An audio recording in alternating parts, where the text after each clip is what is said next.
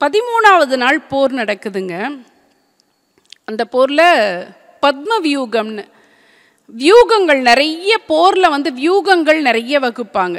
வியூகங்கள்ங்கிறது அது அந்த போர்க்கலை படித்தவங்களுக்கு தெரியும், எதிரிகளுக்கு தெரியாது. இவங்க எந்த மாதிரி மோதுவாங்க, எந்த இடத்துலேருந்து தாக்குவாங்க அப்படின்னு திட்டமிடுறது. பத்ம வியூகம் அப்படின்னா தாமரை பூ மாதிரியான வியூகம். அது பார்க்குறதுக்கு அந்த வடிவம் இருக்கும். எந்த பக்கத்துலேருந்து அவங்க ஆயுதங்கள் எடுப்பாங்க தெரியாது, அவங்களுக்கு மட்டும் தெரியும். இந்த பத்ம வியூகம்ங்கிறதுல உள்ளே போகிறதுக்கு கிருஷ்ணனுக்கும் அர்ஜுனனுக்கும் மட்டும்தான் தெரியும், வேறு யாருக்குமே தெரியாது உள்ளே போயிட்டு வெளியில் வரத்துக்கு. ஆனால் இவங்க வகுத்துட்டாங்க. யார்? கௌரவர்கள் வகுத்துட்டாங்க. சண்டைக்கு ஒரு ஆள் போய் ஆகணும். அர்ஜுனனும் கிருஷ்ணனும் வேறு பக்கம் போயாச்சு, இப்போ அந்த இடத்துல இல்லை அவங்க. இந்த அபிமன்யு என்ன பண்ணுறான்? அவனும் ஒரு பெரிய வீரன் தானே, அர்ஜுனன் மகன். அவன் என்ன பண்ணுறான்? அவனுக்கு உள்ளே போக தெரிஞ்சிருக்கு, அந்த வித்தை தெரிஞ்சிருக்கு. எப்படி தெரிஞ்சிருக்குன்னா, அர்ஜுனனுடைய மனைவி சுபத்ரை அவளுடைய வயிற்றுக்குள்ளே கருவுற்றிருக்கும் போது அர்ஜுனன் எப்படி அந்த வியூகத்துக்குள்ளே போகிறதுன்னு பேசுகிறத கருவிலேயே குழந்தை கேட்கும். இன்றைக்கி கூட நம்ம டாக்டர்ஸ் எல்லாம் சொல்கிறாங்கல்ல, ஒரு அம்மா கன்சீவாக இருக்கும்போது நல்ல விஷயங்களை வீட்டில் பேசணும், நல்லது கேட்கணும். ஊரில் இருக்கிற சண்டையெல்லாம் பார்த்துட்டு சீரியல்லாம் பார்த்துட்டு இருந்தோன்னா அந்த குழந்தை வரும்போதே செல்ஃபோனோடையும் டிவியோடையும் தான் பிறக்கும். சண்டைலாம் அதுக்கு அத்துப்படியாக இருக்கும்.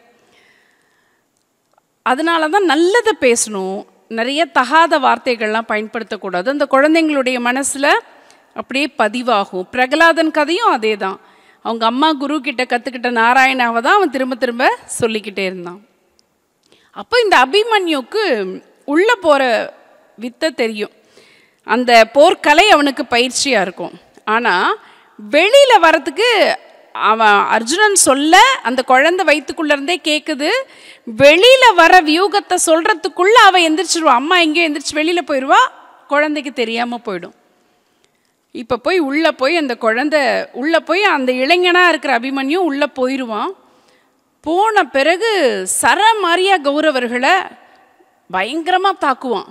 ஒரு 12,000 பேர் அதில் செத்து போயிடுறாங்க. ஆனால் இவன் அந்த வீரர்களை கொன்ன பிறகு தான் அதர்ம சண்டை தொடங்குதுங்கிறாங்க. அது வரைக்கும் போர் தர்மம்னு இருக்குல்ல, போர் அறங்கள்னு சொல்லுவாங்க. எதிரில் இப்போ கௌரவர்கள் பாண்டவர்கள் இருக்காங்கன்னா முதல்ல கௌரவர்கள் கொடி காட்டினாதான் பாண்டவர்களும் கொடி காட்டிட்டு தொடங்குவாங்க. ஒருத்தர் தயாராக இல்லைன்னா இவங்க உடனே போய் நேருக்கு நேர் அடிக்க மாட்டாங்க. முடிக்கணுங்கும் போதும் அதே தர்மம் தான். மாலையில் போரெல்லாம் முடிஞ்ச பிறகு எல்லாரும் ஒரு இடத்துல சாப்பிடுவாங்க, ஒரு நேரம் உணவு உண்ணுவாங்க. இதில் ஒருத்தன் கையில் ஒன்றுமே இல்லாமல் இருக்கான், ஆயுதம் இல்லாமல் இருக்கான்னு அவனை போட்டு தாக்க மாட்டாங்க. அதனால தான் ராமாயணத்தில் இன்று போய் போருக்கு நாளை வா அப்படின்னு ராமன் சொல்கிறான் இல்லைங்களா, ராவணனை பார்த்து. போர் அறம், அது போருக்குன்னு இருக்கிற தர்மம் அது. ஆனால் இந்த இடத்துல அபிமன்யுவை கொல்ற இடத்துல அதர்ம சண்டை தொடங்க ஆரம்பிக்குது. 12,000 பேரை அடிக்கிறான். அதுக்கு பிறகு என்ன ஆகுதுன்னா, கர்ணன் பின்னாடி இருந்து அம்பு விடுறான் அவன் மேலே. பின்னாடி இருந்து தாக்கவே கூடாது, பின்னாடி இருந்து அம்பு விடுறான். பெரிய பெரிய குரு எல்லாரும் அவனை சுற்றி வளைச்சு கடைசியில் அவனுடைய உடலில் இருக்கக்கூடிய பெரும்பாலான பகுதிகளை தாக்கி கடைசி நிமிஷம் வரைக்கும் போர் செய்கிறான் அபிமன்யு. தேர் சக்கரத்தை வச்சு சுத்துறான். மாலையில் ஜெகத் ரதன்கிறவன் துரியோதனனுடைய தங்கச்சி கணவன், அவன் இவனை கொன்னுடுறான் அபிமன்யுவை. அர்ஜுனனுடைய பிள்ளை அவ்வளோ பெரிய வீரன், அவன் போரில் ஜெயிக்கணுங்கிறான். ஜெயிச்சு என்ன ஆக போகுது? பிள்ளை இல்லை. இந்த விஷயம் கிருஷ்ணனுக்கு தெரிஞ்சிருது. எங்கேயோ தான் இருக்கிறான் போர்க்களத்தில், இந்த இடத்துல இல்லை. ஆனால் வரும்போதே எப்படி தயார் பண்ணுறான் பாருங்க. கிருஷ்ணன் அர்ஜுனனும் வராங்க. வர வழியில் அந்த பையன் அபிமன்யு இறந்துட்டான்னு தெரிஞ்ச உடனே கிருஷ்ணன் என்ன பண்ணுறான்? தேவேந்திரா அப்படிங்கிறான். இந்திரன் வர்றான். எந்த ரூபத்தில் வரான்னா ஒரு அந்தனர் வடிவத்தில் வரான், ஒரு பிராமணர் வடிவத்தில் வரான். பிராமணர் வடிவத்தில் ஒரு நெருப்பை மூட்டுறான். நெருப்பில் விழறதுக்கு இவங்க வர பாதையில் வரக்கூடிய இடத்துல நெருப்பில் விழறதுக்கு அவன் தயாராகிறான். உடனே அர்ஜுனன் கேட்குறான், எதுக்குப்பா இப்போ இறங்கி வந்து கேட்குறான், எதுக்கு நீ இப்போ நெருப்பில் விழ போகிறன்னு? என் மகன் செத்து போயிட்டான், அதனால் என்ன, மகன் செத்து போயிட்டான், நான் எப்படி உயிரோடு இருப்பேன், அவன் இல்லாமல் என்னால் வாழ முடியாது, எனக்கு அவன்தான் உயிர் எல்லாமே. அப்போது அர்ஜுனன் அவனுக்கு அறிவுரை சொல்கிறான். இந்த உலகத்தில் எதுவுமே நிலை இல்லாதது, இந்த போர்க்களத்துலலாம் எத்தனை ஆயிரக்கணக்கான பேர் இறந்து போகிறாங்க, நம்ம இன்றைக்கி ஒருத்தருக்காக நினச்சி நம்ம முழுசாக யோசிச்சுட்டு வாழக்கூடாதுன்னு என்னென்னலாம் அறிவுரை சொல்லணுமோ சொல்கிறான். அதுக்கு பிறகு கிருஷ்ணன் கூட்டிகிட்டு போகிறான். அங்கே போனால் அந்த அபிமன்யுக்கு சுற்றி எல்லாரும் இருக்காங்க. பெரியப்பா தர்மன் இருக்கான், இங்கே மாமா கிருஷ்ணன் வந்துட்டுருக்கான், தாத்தா இருக்காங்க, எல்லாரும் இருக்காங்க. ஆனால் எல்லாரும் இருந்தும் அந்த போர்க்களத்தில் ஒரு சின்ன இளைஞனை பலி கொடுத்தாச்சு. தெரிஞ்ச உடனே அர்ஜுனன் அவ்வளோதான், அந்த நிமிஷம் ஒரு பையனை தான் பெத்த பிள்ளைய இழக்கிற சோகம் தாய் தகப்பனுக்கு வரவே கூடாது. அதுக்கு யாருமே விதிவிலக்கு இல்லை. அந்த நேரம் எந்த தத்துவமே மனிதர்களுக்கு வராது, ஞாபகத்துக்கு வராது. என் பிள்ளையே இறந்த பிறகு நான்லாம் எதுக்கு இருக்கணுங்கிற முடிவுக்கு அந்த நேரத்தில் அர்ஜுனன் வந்துடுறான். வந்த பிறகு மறுபடியும் அவர் கிருஷ்ணன் கூப்பிடுறாரு, தேவேந்திராங்கிறாரு. அந்த அந்தனர் ஓடி வரான், இந்திரன் தான், ஒரு அந்தணன் மாதிரி ஓடி வரான். வந்த பிறகு என்னப்பா நீ எனக்கு இவ்வளவு நேரம் அறிவுரை சொன்ன, நீ என்ன பண்ணுற அப்படின்னு கேட்பான். அப்போது கிருஷ்ணன் அவனை தட்டி வச்சு சமாதானப்படுத்தி பார்க்கலாம், பொறுமையாக இருன்னு சொல்லும்போது அர்ஜுனனுக்கு அவ்வளோ ஒரு ஆவேசம் வரும். நாளைக்கு சூரிய அஸ்தமனத்துக்குள்ள இந்த ஜெயத்ரதன் என் பிள்ளையை கொன்னான்ல, இவனை நான் கொல்லுவேன், இல்லைன்னா நான் தீ குளிச்சிருவேன், இதே மாதிரி இந்த இடத்துல நீ என்னை தடுக்கலாம், நான் தீ குளிச்சிருவேன் அப்படின்னு சொல்லுவான். மறுநாள் அந்த மாலை நேரம் வரத்துக்குள்ளார கொல்றதுக்கான ஆயத்தங்கள்லாம் இவன் யோசிச்சுட்ருப்பான், என்ன வியூகம் வகுக்கலாம்லாம் யோசிச்சுட்ருப்பான். ஜெயத்ரதன் கண்ணிலேயே பட மாட்டான், கண்டிப்பாக அர்ஜுனன் கொன்றுவான், இல்லைன்னா தான் செத்து போகிறதா சொல்லியிருக்கான், அதுக்காகனாச்சும் நம்மளை கொன்றுவான் அப்படின்னு சொல்லிட்டு அவன் எங்கேயோ மறைஞ்சிருப்பான். மாலை இருட்டின பிறகு போர் நடக்காதில்ல, கிருஷ்ணன் தன்னுடைய சக்கராயுதத்தை இப்படி மேலே எறிவார். எரிச்சோடனே சூரியன் அப்படியே மறைஞ்சிரும். மறைஞ்ச பிறகு இனி போர் நடக்காதுன்னு சொல்லி அவன் வெளியில் வருவான். வெளியில் வரும்போது கிருஷ்ணன் சொல்லுவான் அர்ஜுனன்ட்ட, அம்பை விடுறா அப்படிமா, அவன் மேலே அம்பை விடு, ஒரு அம்பு இல்லை 1000 அம்பை விடு. ஏன்னா அவனுடைய தலை இருக்குது பார்த்தீங்களா, அவன் ஒரு பயங்கரமான ஆள். அவனோட தலை அவங்க அப்பா வாங்கி வச்சுருப்பான், மகனுக்காக ஒரு வரம் வாங்கி வச்சுருப்பான். அந்த தலை யார் கையில் விழுதோ, அந்த தலை யார் கையில் விழுதோ, அந்த தலையை யார் கீழே போடுறாங்களோ அவங்களுடைய தலை சுக்குநூற வெடிச்சு போகும். இப்போ மண்ணில் விழுந்தாலும் பாதகம் அது.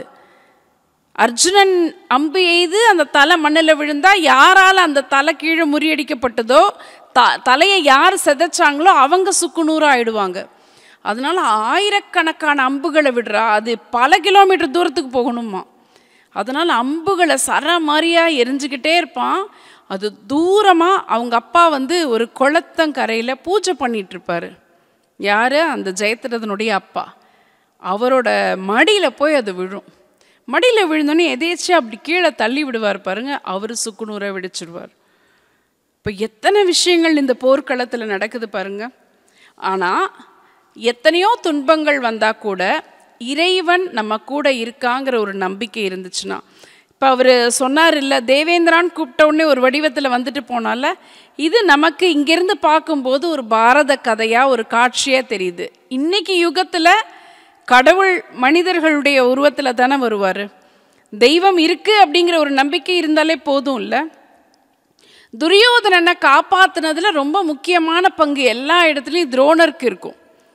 துரியோதனனை அர்ஜுனன் குறி வச்சு தாக்க வரும்போதெல்லாம் துரோணாச்சாரியார் எப்படியாவது காப்பாற்றிடுவார். ஒரு முறை கிருஷ்ணன் என்ன பண்ணுறான், நரகாசுரனை அழிச்ச ஒரு கவசம் போட்டுடுறார். துரோணாச்சாரியார் துரியோதனனுக்கு ஒரு கவசத்தை போட்டு விட்டுறார், அர்ஜுனன் அழிக்க முடியாத மாதிரி. அப்போது கிருஷ்ணன் நரகாசுரனை அழித்த ஒரு வேல் இருக்குது, வேலாயுதம், அந்த வேலை கொண்டு அதை தகர்த்துருவான். அப்போ கிருஷ்ணன் சொல்கிறாரு, கிருஷ்ணன் சொல்லக்கூடிய கீதையை இந்த இடத்துல பொருத்தி பார்க்க முடியுது. யாரெல்லாம் நான் விரும்ப மாட்டேன், வஞ்சகர்களை, பொய் பேசுகிறவங்கள, நான்கர் அகந்தையோடு இருக்கவங்களெல்லாம் விரும்ப மாட்டேன். யாரை நான் விரும்புவேன் அப்படின்னா, நான் ஞானியை நேசிக்கிறேன், அதே போல ஞானியும் என்னை நேசிக்கிறான். இறைவன் இறை அருள் கிட்ட யார் போக முடியும்னா, உண்மையான அந்த இறைவனை உணரக்கூடிய அறிவு. ஞானம்னா நம்ம வாங்குகிற பட்டம்லாம் கிடையாது, நம்ம வாங்குகிற எத்தனை டிகிரி வாங்கினாலும் அது ஞானம் கிடையாது. மெய்ப்பொருளை அறியக்கூடிய அந்த ஞானம். நம்ம தெரிஞ்சுக்கிறோம், நிறைய விஷயங்களை தெரிஞ்சுக்கிறோம், படிக்கிறோம், மார்க் வாங்குகிறோம், டிகிரி வாங்குகிறோம், அது ஞானம் இல்லை, அது உலகியல் அறிவு. மெய்ப்பொருள் அப்படிங்கிறது நடக்கிறதுக்கெல்லாம் காரணம் இறைவன் தான் அப்படிங்கிற அந்த உணர்வு இருக்குது பாருங்க, அந்த அறிவு. கிருஷ்ணன் அதை தான் கீதையில் சொல்கிறார். என்னை உணர்பவனை, என்னை உணரக்கூடிய ஞானம் பெற்றிருப்பவனை நான் நேசிக்கிறேன். இன்றைக்கே நமக்கு வாழ்க்கையில், யதார்த்தமான வாழ்க்கையில் சொல்கிறேன், சின்ன சின்ன விஷயங்களுக்கெல்லாம் ரொம்ப பெருசாக அலட்டிக்கிறவங்க இருப்பாங்க. எத்தனையோ பேர் பெரிய தத்துவ ஞானிகள்லாம் சொல்லியிருக்காங்க, இந்த உலகத்தில் பிறந்துட்டாலே அது நம்ம கர்ம வினை தான், எத்தனை கஷ்டம் வந்தாலும் நம்ம கடவுள் பேரை சொல்லணும்னு. ஆனால் அதெல்லாம் தாண்டி நான் நிறைய அனுபவிக்கிறேன்னு சொல்கிறவங்களுக்கெல்லாம் இறைவன் சொல்கிறான், எல்லாம் நான் நடத்துறது, அவர் நடத்துறது தானேங்க. ஒரு திரைப்படம்னா எப்படி கதை, திரைக்கதை, வசனம், இயக்குனர்னு போடுறாங்கல்ல, நம்ம வாழ்க்கையில் மனித பிறவிக்கு கதை, திரைக்கதை, வசனம், டைரக்ஷன் எல்லாமே இறைவன் மட்டும்தான். அவன் நம்ம ஒவ்வொருத்தருக்கும் ஒரு கேரக்டர் கொடுத்துருக்கான். ஒருத்தருக்கு ஒரு சயின்டிஸ்ட் கொடுத்துருப்பான், ஒருத்தருக்கு டாக்டர் ரோல் கொடுத்துருப்பான், ஒருத்தருக்கு வேற ஒரு பணி செய்யக்கூடிய ரோல் கொடுத்துருப்பான், சிலருக்கு குடும்பத்தில் சிலர் ரோல் கொடுத்துருப்பான். அவன் என்ன பிளான் பண்ணி அவன் கயிறை வச்சு இயக்குறானோ அதுபடி தான் நமக்கு நடந்துட்டுருக்கு. அந்த உணர்வு இருந்தாலே, அந்த உணரக்கூடிய பக்குவம் இருந்தாலே நான்கர் அகந்தையும் வராது. துயரங்கள் வரும்போது அதை கடந்து போகக்கூடிய அவன் பார்த்துக்குவான், அவன் தானே நடத்துகிறான், அவன் தானே ஏதோ திட்டம் போட்டிருக்கான் அப்படின்னு அதை கடந்து செல்லக்கூடிய பக்குவமும் வரும். இப்போ துரோணாச்சாரியார் அப்போ ஒன்று சொன்னார்ல, எனக்கு நம்பத்தகுந்த ஒருவன் என்னிடம் விரும்பத்தகாத ஒன்றை சொல்லும்போது நான் ஆயுதங்களை கீழே போட்டு விழுவேன்னு சொன்னார்ல, அதுக்கான நேரம் வந்தாச்சு. போர்க்களத்தில், ஏன்னா அவரும் ஒரு பெரிய வீரர் துரோணாச்சாரியார், இவங்க எல்லாத்துக்கும் போர்க்கலையை கற்றுக் கொடுத்து போர் பயிற்சி கொடுத்தவர்னா அவர் எப்பேற்பட்டவராக இருப்பார். கிருஷ்ணன் கண்ணை காட்டுறான் ஒரு இடத்துல. யாரை பார்த்து கண்ணை காட்டுறான்னா, பீமனை பார்த்து கண்ணை காட்டுறான். பீமனுக்கு எதிரில் ஒரு பெரிய யானை நின்றுட்டுருக்கு. அந்த யானை பேர் அஸ்வத்தாமன். கண்ணை காட்டின உடனே பீமன் அம்பு விடுறான். கரெக்டாக அந்த முகப்பகுதி இருக்குது பாருங்க, மத்தகம், அந்த இடத்துல அம்பு பட்டு யானை அப்படியே மடிஞ்சிருது, கீழே விழுந்துருது. அந்த போர்க்களத்தில் இருக்கவங்கெல்லாம் அஸ்வத்தாமனை பீமன் கொன்னுட்டான், அஸ்வத்தாமனை பீமன் கொன்னுட்டான், அஸ்வத்தாமனை பீமன் கொன்னுட்டான்னு ஒரே பரபரப்பாக சத்தம் போடுறாங்க. பொதுவாக இந்த போர் செய்கிறவங்கள டைவர்ட் பண்ணுறதுக்காக, அவங்கள திசை திருப்புறதுக்காக, சாகாதவங்களெல்லாம் அவன் செத்து போயிட்டான் அந்நேரம் நம்ம அப்படியே சோர்ந்து போயிடுவோம்ல. நம்ம ஆளுகளில் யாராவது ஒரு முக்கியமான நல்லா அவன் கொன்னுட்டான் அப்படின்னா அப்படியே சோர்ந்து போயிடுவோம்ல. இதுக்காக அந்த மாதிரி பேசுகிற வழக்கெல்லாம் உண்டா போர்க்களத்தில், அப்படி ஒரு பரபரப்பு செய்தியை கிளப்பி விடுறது. இப்போ அந்த மாதிரி அஸ்வத்தாமனை பீமன் கொன்னுட்டான். ஏன்னா அஸ்வத்தாமன் யார்? துரோணாச்சாரியாருடைய மகன். அவன் சிரஞ்சீவி, அவனுக்கு சாவே கிடையாது. கொன்னுட்டான் அப்படின்னோடனே துரோணாச்சாரியாருக்கு ஒரு நிமிஷம் அப்படியே யோசிக்கிறார். போர்க்களத்திலும் கூட சத்தியம் தவறாதவன் அங்கே இருக்கிறவங்களையே தர்மன் மட்டும்தான். அதனால் தர்மனை கூப்பிட்டு கேட்கலான்னு நினைக்கிறாரு. இவர் நினைக்க முன்னாடியே கிருஷ்ணன் தர்மனை கூப்பிடுறான். இங்கே பார், இப்போ துரோணாச்சாரியார் உன்னை கூப்பிட்டு கேட்பார். என்ன கேட்பார்? என் மகன் அஸ்வத்தாமனை பீமன் கொன்னுட்டானா அப்படின்னு கேட்பார். நீ ஆமான்னு சொல்லணும். ஐயோ, பொய் சொல்கிறது, சத்தியத்தை மீறுறது, இதெல்லாம் கொலை செய்த பாவத்துக்கு சமம். அவன் அங்கேயும் தர்மமே தான் பேசிகிட்டு இருப்பான். அதனால தான் கடைசியில் கூட அவனை தனியாக கூட்டிகிட்டு போகிறாரு சொர்க்கத்துக்கு. ஐயோ, அது பண்ணவே மாட்டேன், அது ஒரு பெரிய கொலை பாதகம், அதை விட ரொம்ப கொடுமையானது, பொய் சொல்லக்கூடாது அப்படிங்கிறான். நீ பொய் சொல்லலை, நான் சொல்கிற மாதிரி சொல்லு. என்ன சொல்லணும்? அஸ்வத்தாமன் பீமன் கொன்றது அஸ்வத்தாமன் என்ற யானையை. இந்த யானைன்னு இருக்கு பார்த்தீங்களா, அந்த யானையை பின்னாடி போட்டுக்கோ. யானை தான் செத்து போச்சுன்னு நீ சொல்லாத, பீமன் கொன்றது அஸ்வத்தாமன் என்ற யானையை அப்படின்னு சொல்லு. முதல்ல சொல்கிறதுக்கு பதிலாக கடைசியில் சொல்ல போகிற. நீ சொல்லாமல் இருந்தால் தானே குற்றம். கொன்னது உன் பையனன்னு சொன்னாதானே அது பொய்ன்னு சொல்கிற. ஒருவேளை அவர் கேட்குறவர் வந்து யானையை மனசில் வச்சுட்டு கேட்டால் நீ இல்லைன்னு சொல்லுவியா? அதுவும் தப்பு தானே. என்னென்னவோ கேட்டு குழப்பி விட்டு அதே மாதிரி அவர் கூப்பிடுறாரு. கூப்பிட்டு அஸ்வத்தாமன் செத்துட்டானா, அவனை பீமன் கொன்னுட்டானா அப்படின்னு கேட்குறாரு. பார்க்குறாரு, கிருஷ்ணன் சொல்லு அப்படிங்கிறான். அதே மாதிரி சொல்கிறார். பீமன் கொன்றது அஸ்வத்தாமன். யானையின்னு சொல்ல முன்னாடி அஸ்வத்தாமன்னு சொல்கிறார்ல, அந்த இன்னும் முடிக்கும் போது இவர் சங்கெடுத்து ஊதிடுறார். அதுக்கு அடுத்து சொன்னது காதில் விழலை துரோணாச்சாரியாருக்கு. ஓஹோ, தன்னுடைய பிள்ளையை தான் இவன் கொன்னுட்டான் அப்படின்னு சொல்லி மொத்தமாக அப்படியே உணர்வு இழந்து தன்னோட கையில் இருக்கிற ஆயுதங்கள் எல்லாம் கீழே போட்டு அப்படியே கிடக்கிறாரு தியானம் பண்ணிட்டு.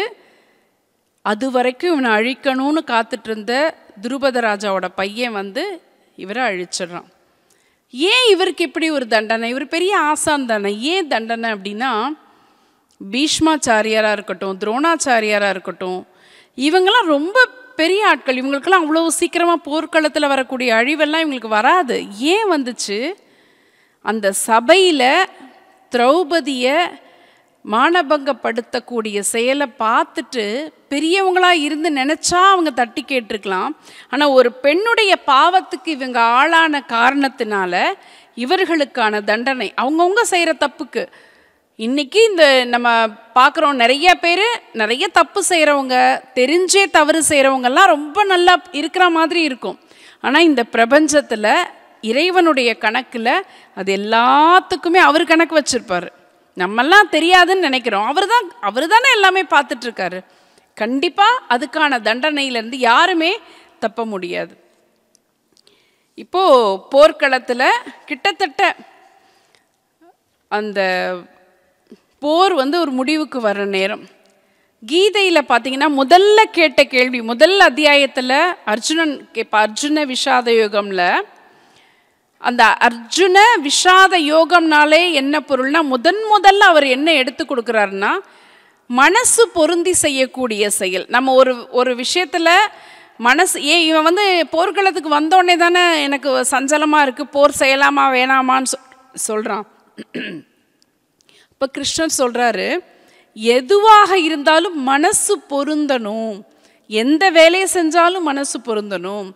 இந்த உயிர் வாழ்க்கைக்கு எதெல்லாம் பொருந்தி வரும் அப்படின்னு சொன்னால், நம்முடைய உணர்வு, உடல், உயிர், இது 3 பொருந்தி வரணும். இந்த 3 பொருந்தி வரும்போது தான் இறை அனுபவங்கிறதும் நமக்கு கிடைக்கும் அப்படின்னு சொல்கிறாரு. இந்த கீதையில் இன்னும் சொல்லக்கூடிய சின்ன சின்ன விஷயங்கள் நம்ம குழந்தைங்களுக்கெல்லாம் எடுத்து சொல்கிற மாதிரி நிறைய இருக்குது. ஆனால் எல்லாமே தத்துவங்கள் மாதிரி இருக்கும். நம்ம உடம்புக்குள்ளேயே நல்லது கெட்ட பாண்டவர்கள் கௌரவர்கள்னு பார்க்க வேணாம். நம்ம குழந்தைங்களுக்கு அவ்வளோ பெரிய கதை சொல்லலைன்னா கூட நம்மளுடைய எண்ணங்களை பாண்டவர்கள்னு பிரிக்கலாம். பாண்டவர்கள்ங்கிற நல்லவங்களாக பிரிக்கலாம், கௌரவர்கள்ங்கிற கெட்டவங்களாக பிரிக்கலாம். இந்த நல்லவங்க, அதனால தான் அவங்க நம்ம தத்துவப்படி சொல்லுவாங்க, குணங்களை 3 வகையாக சத்வகுணம், ரஜோகுணம், தமோகுணம்னு சொல்லுவாங்க. இந்த சத்துவகுணம் அப்படிங்கிறது நல்ல அறிவு, சுறுசுறுப்பாக இருக்கிறது, ரொம்ப ஊக்கத்தோடு இருக்கிறது, பாசிட்டிவிட்டின்னு இன்றைக்கி நம்ம சொல்கிறோம், பாசிட்டிவ் திங்கிங்னு சொல்கிறோம். ரஜோகுணம்ங்கிறது ரொம்ப உணர்ச்சி வசப்படுறது, ரொம்ப கோபதாபமாக இருக்கிறது, சண்டை போடுறது, பேராசைப்படுறது. தமோகுணம் அப்படிங்கிறது ரொம்ப சோர்வாக இருக்கிறது, மயக்கமாக இருக்கிறது, கலக்கமாக இருக்கிறது, தூக்கமாக இருக்கிறது. இதில் அந்த ரஜோகுணமும் தமோகுணமும் வந்து துரியோதனநாதிகள், அவங்க கௌரவர்கள். சத்துவ குணம்ங்கிறவங்க பாண்டவர்கள். இது நம்ம எல்லார்கிட்டையுமே இந்த 3 குணமே இருக்கும். நம்ம சில நேரங்களில் அறிவுபூர்வமாக செயல்படுவோம், சில நேரத்தில் சோம்பேறித்தனமாக இருப்போம், சில நேரத்தில் உணர்ச்சி வசப்படுவோம். இது எல்லாமே எல்லார்கிட்டையுமே இருக்கும். ஆனால் இதில் இந்த 2 குணங்கள் இருக்குது பாருங்கள், அதை குறைச்சிட்டு சத்துவ குணத்தை மிகைப்படுத்தும் போது மனிதர்கள் தெய்வ நிலைக்கு உயரலாம். அதுதான் கீதை சொல்கிறது, மனிதர்கள் தெய்வ நிலைக்கு உயர முடியும். மனித வாழ்க்கைக்கு வழிகாட்டுவதற்கு வேற எங்கேயுமே போக வேண்டாங்க. இது கீதைக்கு கீதை நம்மள மாதிரி சாமானியர்கள் ஸ்லோகமாக படிக்க முடியாதவங்களுக்கான உரைகள் பெரிய பெரிய ஆச்சாரியர்கள்லாம் நிறைய எழுதியிருக்காங்க. மனித சுபாவம் என்ன பண்ணுமா, தப்பு செய்யும்போது அது பயப்படாதான். நம்ம தப்பு செய்யும்போது துணிச்சலாக செஞ்சிருமா, ஆனால் தண்டனை கிடைக்கும் போது தான் பயப்படுமா. இன்னும் நிறைய வச்சுருக்கேன். அதுக்குள்ளே தங்கமணி சார் எதிர்த்தாப்பில் அர்ஜுனனுக்கு எதிரில் இருக்கிற துரியோதனன் மாதிரி டைமை காட்டிகிட்டே இருக்கீங்க. முடிச்சிடுறேன், நான் இன்னொரு 5 நிமிஷத்தில் முடிச்சிடுறேன். ஒரு முக்கியமான ஒரு பகுதியை பாரதத்திலேருந்து நான் சொல்லணும்னு நினைக்கிறேன். இவங்க எல்லாருமே இந்த வனவாசத்தில் இருக்கும்போது ஒரு நச்சு பொய்கை பற்றி ஒரு பகுதி வரும். ஒரு பொய்கை இருக்கும். இவங்க எல்லாம் போயிட்டுருப்பாங்க. ஒன்றும் இல்லை, இவங்க வனவாசத்தில் இருக்கும்போது அரணிக்கட்டைன்னு சொல்லுவாங்க, மரக்கட்டை. ஒரு மான் வரும். அந்த மான் இவங்க பக்கத்தில் இருக்கிற அந்த அரணிக்கட்டையை கொம்பில் சொருகிட்டு போயிடும். அதை பிடிக்கிறதுக்கு இவங்கெல்லாம் போவாங்க. ரொம்ப தூரம் ஓடிட்டே இருப்பாங்க. தண்ணி தாகமாக இருக்கும். முதல்ல போய் தண்ணி எடுத்துகிட்டு வரேன்னு சொல்லிட்டு நகுலன் போவான், பார்த்தா வரமாட்டான். அடுத்து சகாதேவன் போவான், வரமாட்டான். வரிசையாக எல்லோரும் போவாங்க, காணோன்னு சொல்லிட்டு தர்மன் போனால் எல்லோரும் பொத்து நாங்கள் இங்கே விழுந்து கிடப்பாங்க. அப்போ தர்மன் மட்டும் கேட்பான், என்ன இந்த மாதிரி விழுந்து கிடக்கிறாங்களேன்னு சொல்லி பார்க்கும்போது நச்சு பொய்கிலேருந்து தண்ணி எடுத்து தெளிக்கலான்னு போகும்போது ஒரு அசரீரி கேட்கும். அந்த அசரீரி, நான் தான் அவங்களெல்லாம் மயக்கம் போட்டு விழ வச்சேன், என்னால் தான் மூர்ச்சியாகிருக்காங்க. ஒவ்வொருத்தட்டையும் நான் கேட்குற கேள்விக்கு பதில் சொல்லிவிட்டு நீங்கள் போய் தண்ணி குடிங்கன்னு சொன்னேன், யாரும் அதுக்கு நான் சொன்னதுக்கு கட்டுப்படலை அப்படின்னு சொல்லி ஒரு அசரீரி கேட்கும். அப்போது தர்மன், நீ கேளு, நான் சொல்கிறேன் அப்படின்னு சொல்லுவான். நிறைய கேள்வி கேட்கும். முக்கியமான ஒரு 4 கேள்வி மட்டும் நான் சொல்கிறேன். உலகத்திலேயே பூமியை விட கனமானது எது அப்படின்னு சொல்லி கேட்கும். பூமியை விட கனமானது எது? தர்மன் சொல்லுவான், தாய் அப்படின்னு சொல்லுவான். இந்த கேள்வியும் இந்த பதிலும் நம்ம இன்னைக்கு இருக்கக்கூடிய பிள்ளைகளுக்கு கொடுத்தாலே போதும். அது அவங்க உள்வாங்கி அதை புரிஞ்சு உணர்ந்துக்கிட்டாங்கன்னா போதும். எப்படிப்பட்ட குழந்தையா இருந்தாலும் இன்னைக்கு விதிவிலக்குகள் எல்லாம் விட்டுருங்க, தாய்மையை போல உயர்ந்தது வேறு எதுவுமே கிடையாது. நல்லா இருக்கிற குழந்தைங்க விடுங்களேன், உடல் நம்ம இன்னைக்கு எத்தனையோ சங்கடத்தில் இருக்கக்கூடிய குழந்தைங்க, பாதிக்கப்பட்ட குழந்தைங்க, அவங்கள கூட கடைசி வரைக்கும் தன்னுடைய மனசுலையும் தன்னோட வாழ்க்கையிலையும் சுமந்து அந்த குழந்தைகளுக்காக வாழ்க்கை முழுக்க தியாகம் செய்கிறவனா அது அம்மா தான். அதை உணர்ந்தாங்கன்னா இன்றைக்கி முதியோர் இல்லங்கள்லாம் வந்திருக்காது. தர்மன் சொல்லுவான், சரி வானத்தை விட விசாலமானவர் யார்? அப்பா. தர்மன் சொல்லக்கூடிய பதில். இந்த பொய்க்கு நிறைய கேள்வி கேட்கும். உலகத்திலேயே ரொம்ப மகிழ்ச்சியானவங்க யாரு? ஆசையே இல்லாதவங்க. தர்மன் சொல்லுவான், நம்மெல்லாம் கற்பனையே பண்ண முடியாது. ஆசையே இல்லாமல் வாழ முடியுமா? நினைக்க முடியுமா? இன்றைக்கி ஒரு ஆசை இருக்குது, நாளைக்கு ஒரு ஆசை இருக்குது, தினசரி பல லட்சக்கணக்கில் அது பெருகிட்டே போகுது. எவ்வளோ ஆசை. அந்த பொருள், என்ன பொருள் கிடைச்சாலும் நம்ம ஒன்று ஆசைப்படுறோன்னா அது தீரவே மாட்டேங்குது. பொன்னாலையும் பொருளாலையும் மனிதர்களாலையும் யாராலையும் நம்ம யார் மேலேயும் வைக்கிற பாசமாக இருக்கட்டும், நம்ம பொருள் மேலே வைக்கிற ஆசையாக இருக்கட்டும், அது இன்னும் பல மடங்கு தான். அதெல்லாம் இல்லாமல் வாழறாங்கல்ல, அவங்க தான் உண்மையிலேயே மகிழ்ச்சியானவங்க. யாரை பார்த்தா ஆச்சரியமாக இருக்குது அப்படின்னு சொல்லி நீ பார்க்கும்போது எதை பார்த்து ஆச்சரியப்படுற அப்படின்னு சொல்லி கேட்கும்போது தர்மன் சொல்கிறான், இந்த சுடுகாடு இடுகாடு ரெண்டுத்தையுமே நம்ம பார்த்துருப்போம்ல எல்லாருமே. இதெல்லாம் பார்த்த பிறகும் நான் இன்னும் பல ஆண்டு காலம் உயிர் வாழ்வேன்னு சொல்லிட்டு எல்லாத்தையும் எனக்கு வேணும்னு கேட்குறான்ல, அவனை பார்த்து நான் ஆச்சரியப்படுறேன். இந்த மாதிரி நிறைய கேள்விகள். இவன் கேட்ட கேள்விக்கெல்லாம் பதில் சொன்னதை பார்த்துட்டு அந்த அசரீரி சொல்லுது, நீ சரியாக பதில் சொல்லியிருக்க, இப்போ இதில் இருந்து ஒருத்தரை மட்டும் நான் பிழைக்கிறதுக்கு வாய்ப்பு கொடுக்குறேன். யாரை உயிர்ப்பிக்கலாம் நீ சொல்லு, அவங்கள மட்டும் நான் பிழைக்க வைக்கிறேன் அப்படின்னு சொல்லுது. இப்போ இவன் உடனே சொல்கிறான், நகுலனை பிழைக்க வைங்கிறான். என்னப்பா, பீமன் எவ்வளோ பெரிய வீரன், உன் தம்பி இருக்கான், அர்ஜுனன் எவ்வளோ பெரிய போர்க்களத்தில் அவன் தான் அவன் கூட நிற்பான், சண்டைக்கு போவான், அவனை விட்டுட்டு நகுலனை எப்படி பிழைக்கணும்னு சொல்கிற அப்படின்னோடனே, தர்மனும் பீமனும் அர்ஜுனனும் ஒரு தாய் வயிற்று பிள்ளைகள், குந்தி தேவிக்கு பிறந்தவங்க. நகுலனும் சகாதேவனும் பாண்டுவினுடைய இன்னொரு மனைவி மாத்ரி தேவிக்கு பிறந்தவங்க. இப்போ அவன் சொல்கிறான், தர்மன் என்னோட தாய்க்கு பிள்ளைன்னு சொல்லி நான் இருக்கேன், மாத்ரி தேவிக்கு ஒரு பிள்ளை வேண்டாமா, அதனால நகுலன் வேணும் அப்படின்னு சொல்கிறான். இப்படி இவர்கள் எல்லாம் தான் இன்றைக்கு வாழ்க்கையினுடைய முன்மாதிரிகளாக திகழ்கிறார்கள். கீதை திரும்ப திரும்ப சொல்கிறது, மனிதர்கள் உலகத்தில் செய்ய வேண்டிய தவங்கள் அப்படின்னு சொல்லுது. தத்துவ ஞானிகள் அறிவு நிலையில் எய்வது, கர்மயோகிகள் தாம் செய்யும் தொழில் நிலையில் எய்துவது. ரொம்ப பெரியவர்கள் எல்லாம், ஆன்மீக பாதையிலே இயங்குபவர்கள் எல்லாம் அவர்களுடைய அறிவு தளத்திலே இருந்து இறைவனை அடைவதற்கு முற்படுவார்கள். நாம் சராசரி வாழ்க்கையில் தினசரி வேலைகளோடு பயணப்பட்டு இருக்கிறவங்க, உறவுகளோடு பயணப்பட்டு இருக்கிறவங்க, ஆசைகளோடு வாழ்ந்துட்டுருக்கிறவங்க எல்லாரும் குறைஞ்சபட்சம் இறைவனை உணர்வதற்கான இடம் எந்த இடம் அப்படின்னு சொன்னால் நாம் செய்யக்கூடிய செயல்கள் வழியாக உணர முடியும். 4வது அத்தியாயத்தில் கிருஷ்ண பரமாத்மா சொல்கிறாரு, நல்லன காக்க தீயன அழிக்க நான் பிறக்கிறேன், என் பிறப்பும் சொல்லும் தெய்வீகம், உணர்ந்திருந்தால் மறுபிறவி இல்லை, காரணம் அவன் என்னோடு சமமாகி விடுவான். இந்த மாதிரி சமமானவர்கள், இறைவனோடு கலந்தவர்கள் ஏராளமானவர்கள் இருக்கிறார்கள்.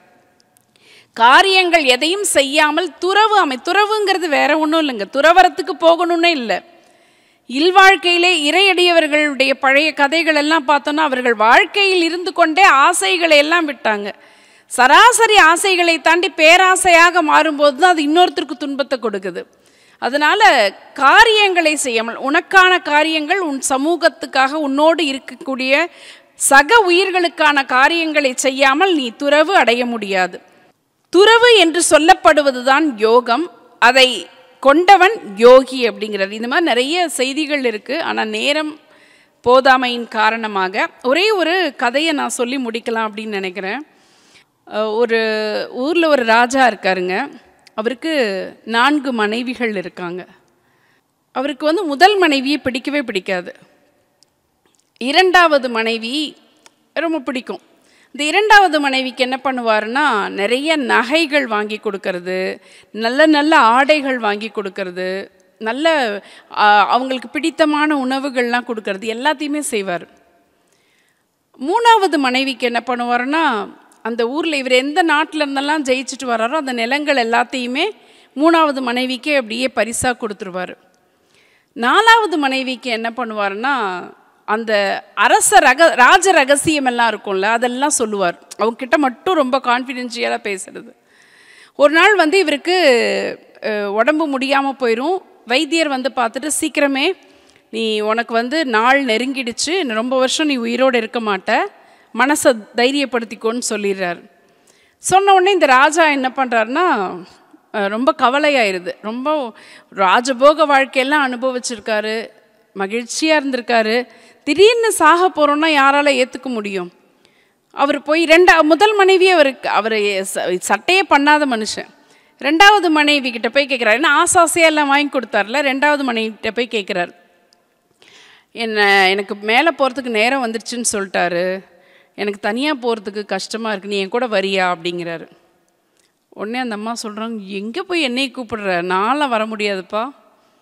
அடுத்து 3வது மனைவி, நீ வரியா, உனக்கு தான் நான் பார்த்து பார்த்து நிலபுலன்னு எல்லாம் வாங்கி கொடுத்தேன், நீ வரியா அப்படிங்கிறாரு. 2வது மனைவி கூட கொஞ்சம் சேர்த்துக்கலாம். 3வது மனைவி என்ன சொல்கிறாங்கன்னா, இப்போ நீ போயிட்டேன்னா அடுத்த நிமிஷம் நான் இன்னொரு ராஜாவை கல்யாணம் பண்ணிக்குவேன், என்ன போய் கூப்பிடுற அப்படிங்கிறாங்க. 4வது மனைவிட்டு தானே இவர் எல்லாத்தையுமே சொல்கிறாரு. அந்த நம்பிக்கையில் கேட்குறாரு, நீயாவது என் கூட வரியா அப்படின்னு. உன்னோட ஆசைக்கு, உன்னோட ஆறுதலுக்கு, நீ செத்த பிறகு அந்த எங்கே உன்னை புதைக்கிறாங்களோ இல்லை எரிக்கிறாங்களோ அது வரைக்கும் வேணால் நான் வந்துட்டு போயிடுவேன், கடைசி வரைக்கும் வரமாட்டேன் அப்படிங்கிறாங்க. ஆனால் முதல் மனைவி இருக்காங்கல்ல, அவங்கள தான் இவர் கண்டுக்கவே மாட்டார். அந்த முதல் மனைவி தானாக வராங்க, நான் வரேன், நீ எங்கே போறியோ நான் வரேன், உன் கூடவே இருக்கேன் அப்படிங்கிறாங்க. இதில் 2வது மனைவின்னு சொன்னேன்ல, பார்த்து பார்த்து ஆசையாக எல்லாத்தையும் வாங்கி கொடுத்தாருன்னு, அது என்னன்னா நம்ம உடம்பு. நம்ம உயிரோடு இருக்கிற வரைக்கும் இதை தான் கவனிப்போம். அதுக்கு பிடிச்ச ட்ரெஸ் போடுவோம், அதுக்கு பிடிச்ச நகை போடுவோம், அதுக்கு பிடிச்ச பார்த்து பார்த்து உணவெல்லாம் கொடுப்போம். ஆனால் நம்ம இறந்த உடனே அவ்வளோதான், அது உடம்பு முடிஞ்சு போச்சு, உயிர் இல்லைன்னா அது அவ்வளோதான். 3வது நான் சொன்னேன்ல, புலன்கள்லாம் வாங்கி கொடுத்த மனைவி. அது நம்மெல்லாம் வாங்கி சேர்க்குற சொத்து. அது நாம் இறந்துட்டோன்னு சொன்னால் ஆட்டோமேட்டிக்காக அதை அடுத்து யார் நாமினி போட்டிருக்கோமோ யாரும் சொல்ல வேண்டாம், அது அப்படியே மாறிடும். அதனால தான் அவள் சொன்னால் அடுத்து இன்னொருத்தனை நான் கல்யாணம் பண்ணிக்குவேன். அந்த ராஜ ரகசியங்கள்லாம் சொன்னது எல்லாம் யாருன்னா நம்ம சொந்த பந்தங்கள். அதிகபட்சம் அவங்க எங்கே வரைக்கும் வருவாங்க, எங்கே கடைசியில் முடிக்கிறாங்களோ அது வரைக்கும் வருவாங்க. அந்த முதல்ல ஒரு மனைவி இவன் சட்டை பண்ணாமல் இருந்து நானாக வரேன்னு சொன்னால் பாருங்கள், அதுதான் நம்ம ஆன்மா. அது ஒன்று தான் கடைசி வரைக்கும் வரும். ஆனால் அந்த ஆன்மாவை நம்ம யாருமே கண்டுக்கிறது இல்லை. உள்ளுக்குள்ளே ஒரு சோல் இருக்குது, அதை நம்ம ரொம்ப சரியாக வச்சுக்கணும். அது சரியாக இருக்கணும்னு சொன்னால் அந்த இறை நம்பிக்கையை நம்ம சிந்தனைக்குள்ளே கொண்டு வரணுங்கிற எண்ணிக்கை. அந்த சோலை பற்றி கவலைப்படுறவங்க தப்பே செய்ய மாட்டாங்க, பொய் சொல்ல மாட்டாங்க, திருட மாட்டாங்க, பொறாமப்பட மாட்டாங்க, நல்லது வந்தால் குதிக்க மாட்டாங்க, கெட்டது வந்தால் கீழே விழுந்து பொருள மாட்டாங்க, இயல்பாக எடுத்துக்குவாங்க. அதனால தான் இறைவன் கீதையில் சொல்லும்போது, அத்தனை மனதிலும் தத்துவமாக நிற்கும் ஆன்மா நான், உயிர்களின் தொடக்கம் நான், வளர்ச்சி நான், முடிவும் நான் அப்படின்னு சொல்கிறார்.